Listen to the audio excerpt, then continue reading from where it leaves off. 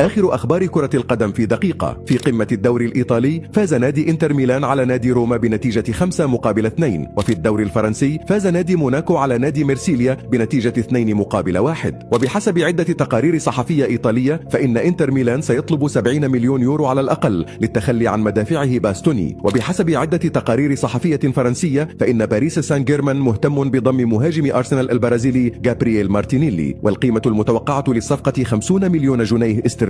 رسميا أعلن الاتحاد الإيطالي لكرة القدم عن استقالة جينارو غاتوزو من تدريب المنتخب الإيطالي بعد الفشل التاريخي في التأهل لكأس العالم 2026 للمرة الثالثة على التوالي عقب الخسارة أمام منتخب البوسنة والهرسك. وبحسب عدة تقارير صحفية تشير إلى رغبة أرتيتا في ضم الجوهرة الجورجية خفيشا كفرت سخيليا من نادي باريس سان جيرمان في صفقة قد تتجاوز 100 مليون يورو. وأجاب هانس فليك مدرب نادي برشلونة عن سؤال هل لامين غاضب بسبب أدائه؟ فقال لا، لقد لعب بشكل جيد، الأمر يتعلق ببعض المواقف، فقد حاول بكل قوته لكن لم يحالفه الحظ للمساهمة، وفي النهاية هو في غرفة الملابس وكل شيء جيد.